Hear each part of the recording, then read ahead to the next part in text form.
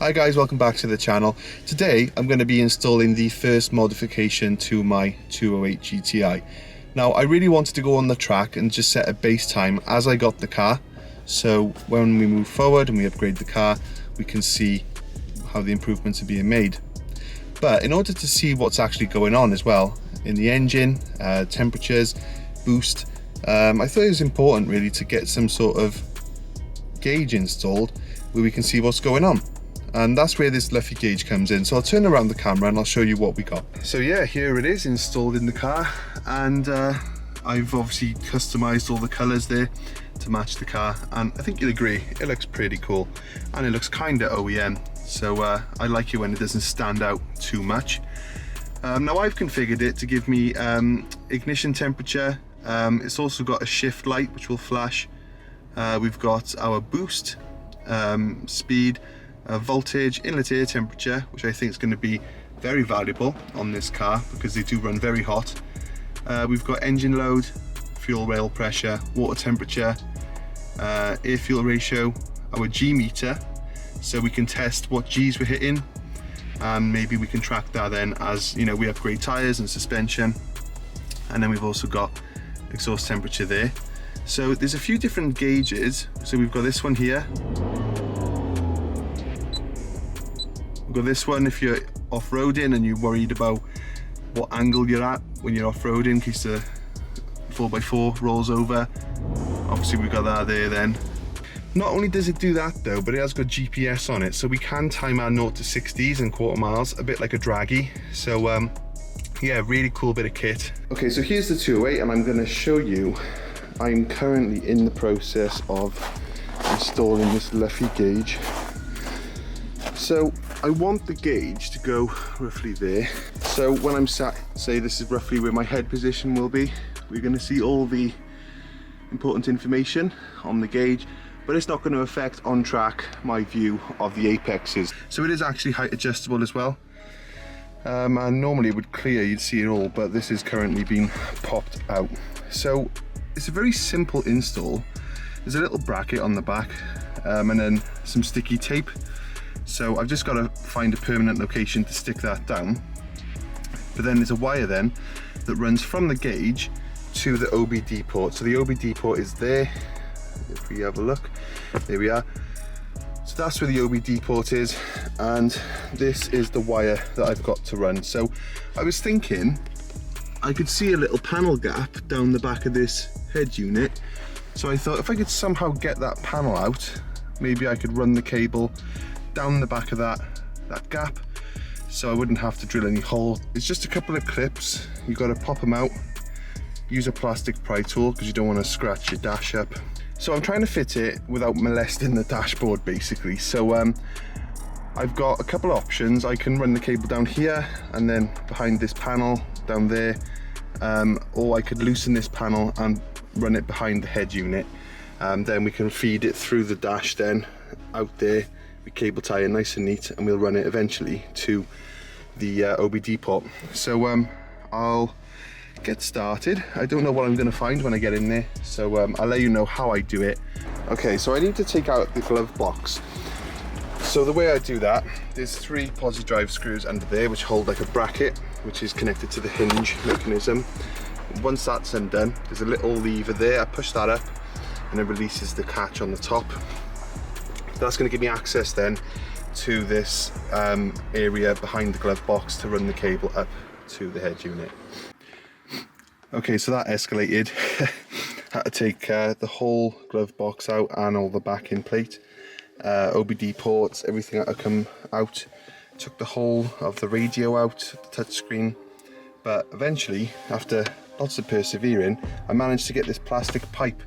Well, I was feeding it through this hole, and I was tugging on a wire and this was moving, so I knew that there was a path, but it took a lot of perseverance and retrying, but eventually I've got it through. So what we're going to do, we're going to get the OBD, the thin end which goes into the Lufi gauge, we're going to sellotape it to the end of this. As we pull this blue pipe through the gap, it will feed the wire through then, and we'll be left with the Lufi connection on that end and the OBD connection on this end. So I've taped the cable on, pulled it through. Don't yank it, just be gentle, wiggle it back and forth. Sometimes you've got to pull that end, pull it back, and eventually it will get its way through. So we're going to remove this tape now, reinstall the head unit, the glove box, and then we'll take it from there. So I've stuck the mount down. It's like a double-sided gel. I wasn't sure, do I stick it there or to the right? Had a second opinion from a couple of friends and my wife, and they said put it in the middle because it looks a bit more factory then, which would have been a really good idea. But I've just noticed now the screen is still off center because the screen is off center in the mounting, but I suppose it's going to look fine really when everything's in. So yeah, that's the gauge installed. The cable obviously was tucked behind there because it's a flat cable as well. I didn't actually have to cut anything, so I just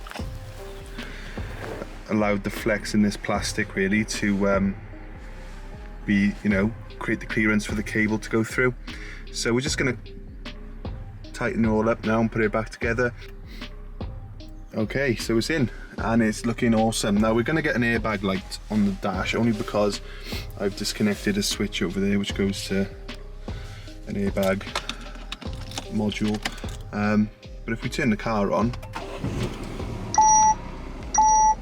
you can see the Lufi gauge powers up, and there we have it. So if I rev the car,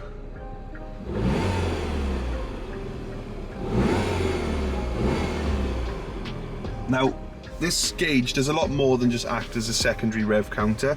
Obviously we've got the temperature as well there. We can actually go through all sorts of different screens. We're going to look into it much more in detail in a dedicated video. There's one there.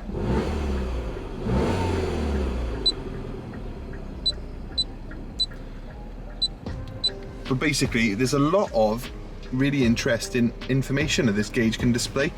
Now one that's really interested me is I can have a boost reading on here and an intake temperature sensor, which if you know anything about these 208s, you'll know that the standard cars, they do run very hot. So I thought before the first track day, I want to get this gauge installed so I can see what's actually going on that track day.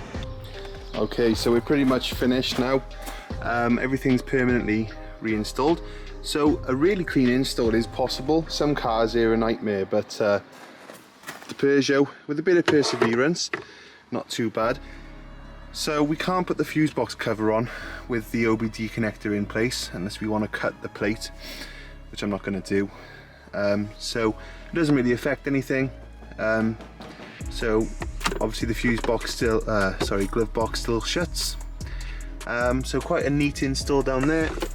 This is what we will see as the driver.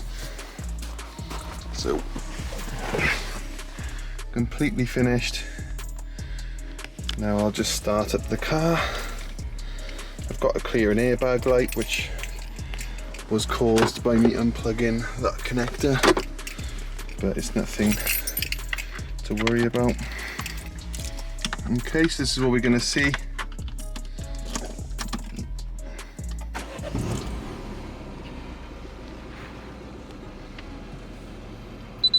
Actually the airbag light's already cleared and the gauge is booted up. So we can actually move all of these different things around. So there's longitudinal, gyro pitch, gyro roll, our altitude, GPS. So yeah, we'll do that in another video. So the gauge is installed now. I'm really happy with the way it looks. I think going central was the way to go, and also with the colours now matching the dashboard screens, I think it blends in quite seamlessly, and I think it's quite a nice addition to the dashboard of this car.